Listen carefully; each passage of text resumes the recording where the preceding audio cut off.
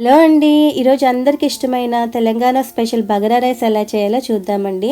ముందుగా ఒక పాన్లో కొంచెం ఆయిల్ తీసుకుని దాంట్లో కొంచెం కాజు వేసుకుని కొంచెం మెల్లగా ఫ్రై అయిన తర్వాత మీ దగ్గర ఉన్న మసాలాస్ అన్నీ వేసుకుని కొంచెం బాగా ఫ్రై చేసుకోండి. తర్వాత సన్నగా తరిగి పెట్టుకున్న ఆనియన్ ఇంకా కొంచెం గ్రీన్ చిల్లీ వేసుకుని ఫ్రై అయిన తర్వాత దాంతోపాటు కొంచెం అల్లం వెల్లుల్లి పేస్ట్ కూడా వేసుకొని కొంచెం బాగా పచ్చితనం పోయే వరకు ఫ్రై చేసుకోండి.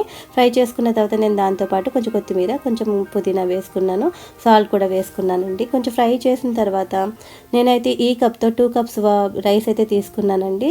నేను 1కి 1.5 కప్ వాటర్ అయితే పోసుకుంటున్నాను. కొంచెం వాటర్ అయితే బాగా మరిగిన తర్వాత దీంట్లో రైస్ అయితే వేసుకోవాలండి.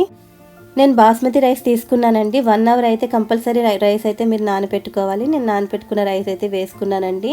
దీంట్లోకి మనకి చికెన్ కర్రీ అయితే చాలా బాగుంటుంది. చూడండి పొడి పొడిగా అసలు చాలా బాగుంది. నేనైతే కుక్కర్లోనే పెట్టాను. ఈ వీడియో ఎలా ఉందో కామెంట్ చేయండి, లైక్ చేయండి అండ్ నా ఛానల్ని సబ్స్క్రైబ్ చేసుకోండి.